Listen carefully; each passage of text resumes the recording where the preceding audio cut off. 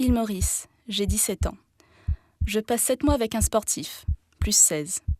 Je romps parce qu'on se voit de moins en moins. Un mois après, j'apprends qu'il m'a trompée. Souffrance 17. Il a brisé ma confiance en moi. 18 ans. Je passe un an de grande tendresse avec un graphiste, simple et sincère, plus 14. Mais il déménage et nous rompons à cause de la distance. Souffrance 13. J'ai le bac. Jusqu'ici, j'ai toujours été sage. Maintenant, je vais m'affranchir des règles de mes parents. YOLO! Serveuse et danseuse en boîte, je sors avec 20 types en 4 mois. C'est pitoyable de se réveiller avec des gens que tu ne connais même pas. Souffrance 19. Mais qu'est-ce que je fous de ma vie? Stop. J'arrête la boîte et je mets de la distance avec mes amis. Ça suffit.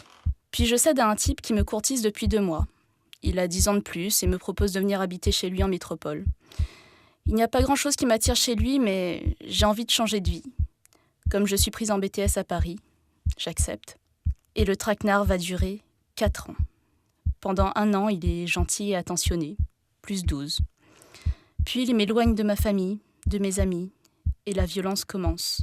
Je reste chez lui parce que j'ai peur et que je ne connais personne. Il est jaloux, pique des colères terribles à la maison, comme en public. « Mais t'as vu comme t'es habillée ?» Il m'empêche de sortir et se met en colère pour de la vaisselle qui traîne dans l'évier et tout et n'importe quoi. Il me tape dessus, m'étrangle, menace d'aller casser la gueule à ma famille à coups de barre de fer. Souffrance 16. Au bout de 2 ans, je le trompe avec un joueur de Xbox rencontré sur le réseau. Il est drôle et me change les idées, plus 15. Mais pendant 1 an et demi, je dois apprendre à mentir, à purger mon historique d'ordinateur, de téléphone. Souffrance 13. Je cesse de voir mon joueur après une dispute. J'étouffe. Dans mon école, tout le monde s'éclate, sort, sauf moi. Je suis totalement isolée et prête à me foutre en l'air. Mon bourreau a même retourné ma famille contre moi. Souffrance 20. J'ai 23 ans quand je rencontre Nicolas en stage. Il m'explique que je peux être libre. Il suffit simplement de le vouloir. Un soir alors, j'annonce à mon tortionnaire « C'est fini, tu ne me feras plus de mal ».